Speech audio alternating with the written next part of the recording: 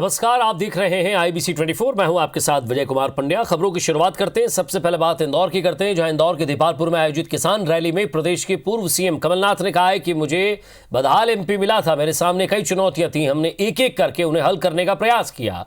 किसानों का कर्ज माफ किया, बिजली बिल हाफ किया, युवाओं को रोजगार देने की कोशिश की। उन्होंने कहा कि मैंने कौन सा पाप किया, मैं सौदे की राजनीति नहीं करता हूं। कृषि कानून को लेकर कहा कि जब किसान ही नहीं चाह रहा है तो सरकार जबरन ये कानून क्यों थोपना चाह रही है। उन्होंने आरोप लगाया कि किसी भी उद्योगपति को MP पर भरोसा नहीं है। शिवराज जब तक कई घोषणाएं नहीं करते उनका खाना नहीं पचता। उन्होंने 15 साल के कार्यकाल में 15,000 घोषणाएं की हैं। संबोधन में पूर्व कमलनाथ हेलीपैड से ट्रैक्टर पर सवार होकर सभा स्थल पर पहुंचे, जहां पर पूर्व विधायक अंतर सिंह दरबार ने आलू की माला पहनाकर उनका स्वागत किया। वहीं पूर्व मंत्री सज्जन सिंह वर्मा ने मोदी पर निशाना साधते हुए कहा कि अगर गुलामी करनी है तो किसानों की गुलामी करो। ये शुभकामना है आज के दिन। मेरा क्या कौन सा पाप किया? मैंने बिजली का भाव आधा किया, 100 रुपए से यूनिट। कौन सा पाप मैंने किया? और सौदेबाजी हुई, मैं मुख्यमंत्री था, मैं भी सौदेबाजी कर सकता था। मैंने कहा था जय सरकार, मैं सौदा नहीं करने वाला, सौदे की राजनीति मैं नहीं करूंगा। मैं रक्षा कर रहा था मध्य प्रदेश के सम्मान की। किसान विरोधी तो है पर एक गुलाम है भाई। किसका गुलाम है? अडानी और अंबानी का गुलाम है। अरे नरेंद्र मोदी साहब, गुलामी करना है तो इस देश के किसानों की गुलामी करते तो भला होता इस देश का। और अपने एक दिवसीय दौरे पर पूर्व मुख्यमंत्री और राज्यसभा सांसद दिग्विजय सिंह जबलपुर पहुंचे। उन्होंने मुख्यमंत्री शिवराज सिंह चौहान पर निशाना साधा और शिवराज सिंह चौहान का एक दलित परिवार में जाकर भोजन करना, नाश्ता करना उसे दिखावा बताया। उनके मुताबिक इससे दलितों का भला नहीं होगा। कृषि कानून को एक साथ लाए जाने पर भी पूर्व मुख्यमंत्री दिग्विजय सिंह ने सरकार को आड़े हाथों लिया। दिग्विजय सिंह ने किसान आंदोलन को लेकर CJI की टिप्पणी का हवाला देते हुए कहा है कि कमेटी में P साईनाथ जैसे जानकारों को नहीं रखा गया, जिससे जाहिर होता है कि केंद्र सरकार किसानों के साथ छलावा करने पर आमादा है।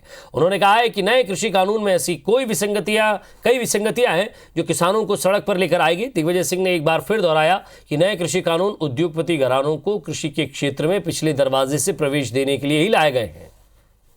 मूल रूप से ये बड़े बड़े कॉरपोरेट्स को एग्रीकल्चर कमोडिटी मार्केट में प्रवेश देने का एक दरवाज़ा खोल दिया।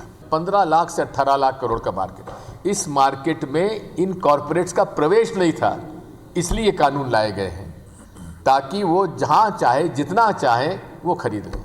पूरे तरीके से किसानों का हक मार दिया है इस पूरे उसके अंदर। जबलपुर दौरे पर पहुंचे दिग्विजय सिंह ने CM शिवराज सिंह चौहान पर एक बयान दिया। निशाना साधते उन्होंने कहा कि कानून का उन्हें ज्ञान नहीं है, लिहाजा उन्हें पद पर बने रहने का भी हक नहीं है। यही नहीं, दिग्विजय सिंह ने प्रदेश सरकार पर कांग्रेसियों से चुन चुनकर बदला लेने का भी आरोप लगाया। भारत के संविधान और कौन से कानून में मुख्यमंत्री को जिंदा गाड़ देने का अधिकार है बिना ट्रायल के? ये गैर कानूनी बात करते हैं शिवराज सिंह जी। उनको कानून का ज्ञान नहीं है, मुख्यमंत्री रहने के लायक नहीं है वो। माफिया के खिलाफ कमलनाथ जी ने सख्ती से कार्रवाई की, लेकिन ये चुन चुनकर कांग्रेस के लोगों को परेशान कर रहे हैं। बेटियों को अब न डरने की जरूरत है और न ही सहने की। अब बदमाशों को और मनचलों को मध्य प्रदेश में ऐसी सजा देंगे कि जमाना याद रखेगा।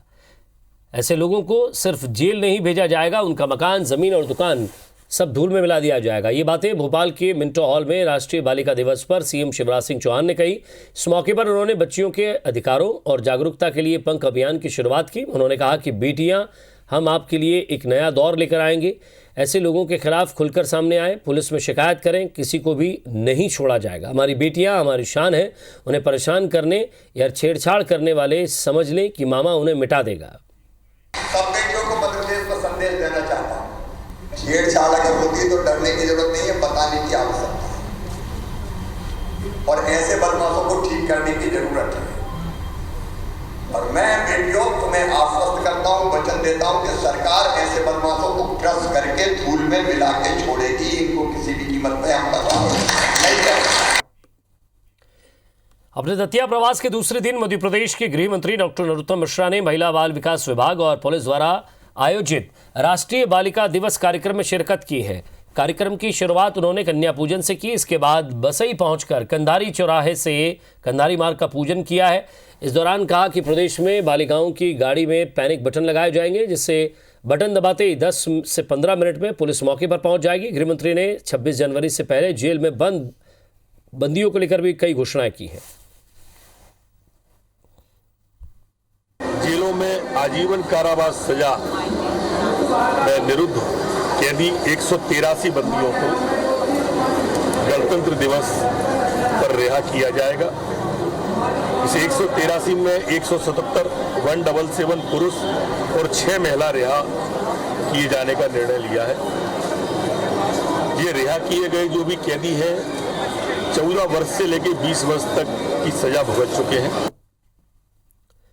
और इधर भिंड से बड़ी खबर मिल रही है। 6 साल की बच्ची से दुष्कर्म की खबर मिल रही है। घर के बाहर खेल रही थी बच्ची, तो आरोपी ने बहला फुसलाकर उसके साथ दुष्कर्म की कोशिश की है। 45 वर्षीय आरोपी गिरफ्तार भी कर लिया गया है। लाहौर के बिजपुरा गांव की घटना है।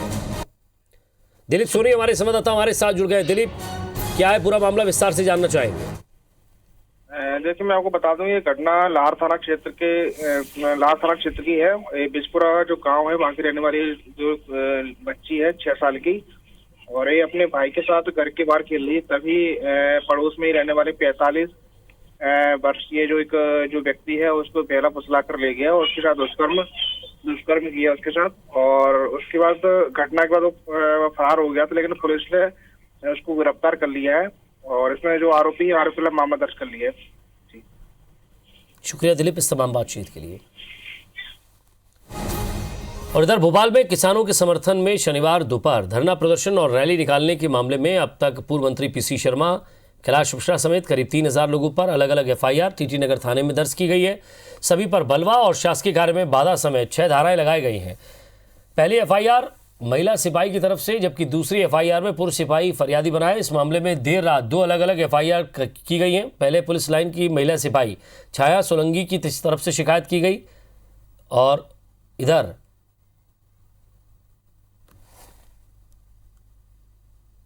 दूसरे मामले में सिपाही अनंत कुमार सोमवंशी की शिकायत पर पीसी शर्मा, कैलाश मिश्रा, शेर सिंह और दिनेश सिंह समेत करीब 1500 लोगों को एकजुट होकर बलवा करने, शासन के आदेशों का उल्लंघन करने, शासकीय काम में बाधा डालने और पुलिस से झड़प करने समेत अन्य धाराओं में आरोपी बनाया गया है।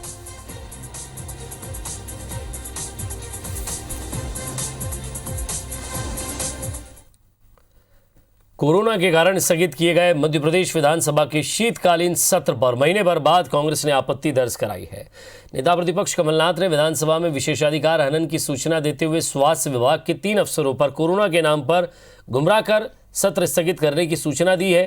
कांग्रेस नेताओं का मानना है कि बीजेपी सरकार ने लोकतंत्र का मजाक बनाया है। खासकर स्वास्थ्य विभाग के एसीएस मोहम्मद सुलेमान, सीएमएचओ प्रभाकर तिवारी ने कोरोना के गलत तथ्य और फर्जी प्रेजेंटेशन देकर गुमराह किया है।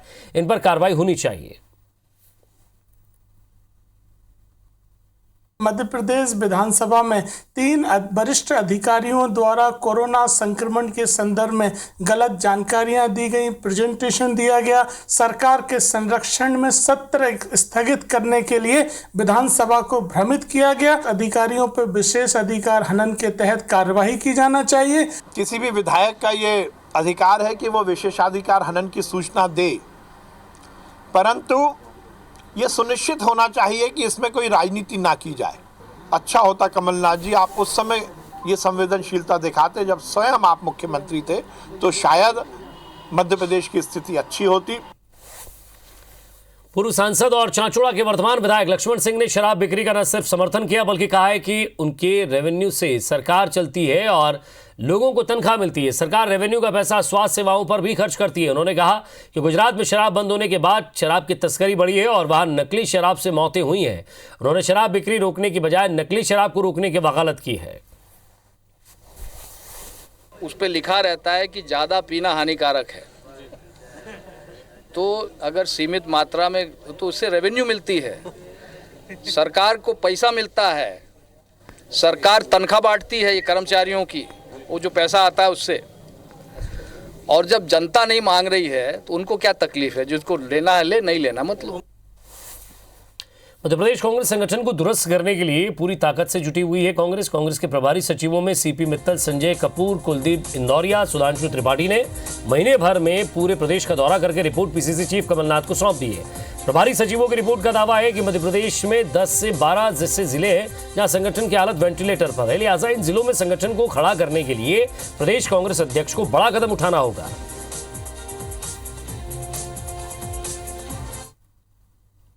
कांग्रेस पार्टी अपने संगठन को फिर से चुस्त दुरुस्त करने की दिशा में काम कर रही है। हमारे तमाम प्रभारी सचिवों द्वारा अपने अपने जिम्मेदारी के जिलों का दौरा किया गया है। वहां विस्तृत कार्यकर्ताओं से चर्चा के बाद एक रिपोर्ट बनाई गई है जिसको प्रदेश कांग्रेस अध्यक्ष कमलनाथ जी को भी सौंपी गई है। साथ ही प्रभारी महासचिव मुकुल वासनिक जी भी भोपाल आ रहे हैं और प्रभारी सचिवों की रिपोर्ट के आधार पर आगे की कार्यवाही की जाएगी।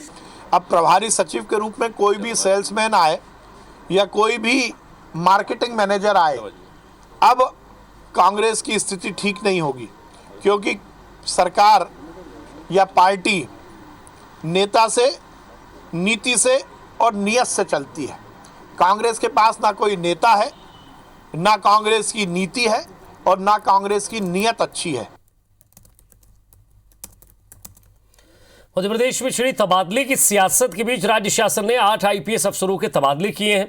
विजय कुमार खत्री को भोपाल नॉर्थ का एसपी बनाया गया है, वहीं मुकेश कुमार श्रीवास्तव को पीएच को भेजा गया है, जबकि आशुतोष बागरी इंदौर ईस्ट के एसपी होंगे। मयंक अवस्थी को कटनी और धर्मराज मीना को पनाना का नया एसपी बनाया गया है।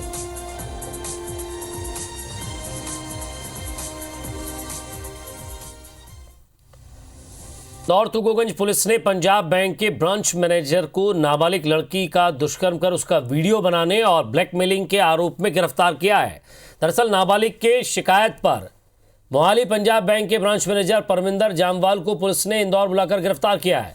53 वर्षीय परविंदर जामवाल जब पंजाब नेशनल बैंक इंदौर का ब्रांच मैनेजर था, तब पीड़ित की सहेली की मां मैनेजर के घर में काम करती थी, जहां उसे पीड़िता की फोटो हाथ लग गई। इसी दौरान मैनेजर ने उस सहेली की मदद से पीड़िता से संपर्क किया और इसी के आधार पर उसने पीड़िता से मिलने और उसके साथ घूमने के लिए दबाव बनाया।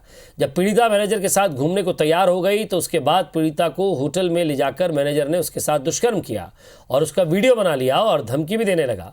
पीड़िता ने जब ये बात अपनी मां को बताई तब पुलिस में शिकायत करने पर मैनेजर को गिरफ्तार किया गया। साथ ही पुलिस ने नाबालिग पीड़िता की सहेली को भी गिरफ्तार कर उसे जेल भेज दिया है।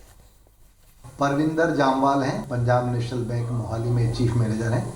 पूर्व में ये यहाँ पर मैनेजर के रूप में कार्यरत थे, भंवर कुआं में रहते थे। इनके घर पर जो काम करने वाली एक महिला थी, उसकी बच्ची के मार्फत इनकी पीड़िता से दोस्ती हुई थी और उस बच्ची के मार्फत ही इन्होंने उसके साथ अवैध रूप से कृत्य किया है, जिसकी रिपोर्ट हमारे थाने पर दर्ज हुई थी और उसमें इनको कल गिरफ्तार किया।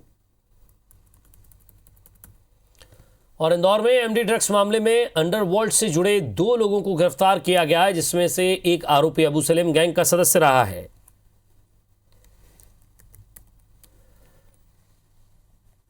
तो सीरियल बम ब्लास्ट मामले में 5 साल की सजा काट चुका है। इससे पहले इंदौर पुलिस ने 70 किलो एमडी ड्रग्स बरामद की थी, जिसके बाद लगातार कार्रवाई करते हुए पुलिस ने अब 15 लोगों को गिरफ्तार किया है। इन 2 आरोपियों को पुलिस ने नासिक और मुंबई से गिरफ्तार किया है। पकड़े गए आरोपियों का गुलशन कुमार हत्याकांड, मुंबई बम ब्लास्ट और अंडरवर्ल्ड डॉन अबू सलेम की गैंग से कनेक्शन निकला है। एक 70 करोड़ की बड़ी कार्रवाई की गई थी, जो शायद देश की सबसे बड़ी कार्रवाइयों में से एक थी। और अगर हम देखेंगे तो उस कड़ी में 2 बड़ी गिरफ्तारियां पुलिस ने की है महाराष्ट्र से। एक आरोपी की वह मुख्य तौर पर गुलशन कुमार जो मर्डर केस हुआ था उसमें वो आरोपी था। दूसरा गैंग भी जो है मुख्य तौर पर मुंबई बम ब्लास्ट से जुड़ा हुआ है, उससे भी कई महत्वपूर्ण जानकारियां मिली हैं और पुलिस इस ड्रग्स के बड़े दुष्चक्र, इस बड़े नेटवर्क से जुड़े हुए जो भी लोग हैं वहां तक कार्रवाइयां कर रही है। दतिया कोतवाली थाना क्षेत्र के बुंदेला कॉलोनी में 2 बदमाशों में आमने सामने की झड़प हो गई। इससे दोनों बदमाशों ने गोलियां चला दी, जिससे अपने घर के सामने बैठे बुजुर्ग की मौत हो गई। बताया जा रहा है कि बुजुर्ग नारायण शाकीवार अपने घर के बाहर धूप में बैठा था, तभी झड़प होने से उसके सिर में गोली लग गई। अस्पताल ले जाते समय उसकी मौत हो गई। अभी तक कोतवाली पुलिस ने आरोपियों के नाम और गिरफ्तारी की पुष्टि नहीं की है। घटना की जांच में पुलिस जुटी हुई है। सूचना प्राप्त हुई थी करीब 11:30 बजे के बुंदेला कॉलोनी में एक व्यक्ति में गोली लगी है। हम लोग मौके पर पहुंचे थे, वहां जाके देखा था एक नारायण दास साक्य हैं 65 साल के, उनको गोली लगी है। जिन लोगों ने ये घटना की है उसके संबंध में पूछताछ कर रहे हैं, अभी वो फरार चल रहे हैं और इनके द्वारा फरियादिया वैष्णो देवी की तरफ से कायमी कर ली गई है। जबलपुर के Netaji Subhash Chandra Bose medical college hostel के छात्रों के बीच बीती देर रात जमकर विवाद हुआ। इस दौरान हॉस्टल में रहने वाले छात्रों ने एक दूसरे पर जमकर हमला किया। हॉस्टल में तोड़फोड़ की और मारपीट भी हुई है। कई छात्र घायल हुए जिन्हें मेडिकल अस्पताल में भर्ती भी कराया गया। मेडिकल प्रबंधन और छात्रों ने इस पूरी घटना को छिपाने का भरसक प्रयास किया है। सुबह में मेडिकल प्रबंधन को इस बात की खबर लगी तो मेडिकल कॉलेज के वरिष्ठ प्रोफेसर की एक आपात बैठक बुलाई गई, जिसमें मारपीट करने वाले 16 मेडिकल छात्रों को निलंबित कर दिया गया। इन लोगों का एनुअल फंक्शन था शाम 5 बजे से 10 बजे के बीच में। उस फंक्शन के बाद में हॉस्टल क्रमांक 2 और 3 के छात्रों के बीच में आपसी विवाद रात में करीब 12-1 बजे के बाद हुआ है। आपसी में अब किस बात पे विवाद हुआ है, जब ये रिपोर्ट करने आते हैं तब हम कर। और इसी के साथ फिलहाल इस बुलेटिन में इतना ही। नमस्कार।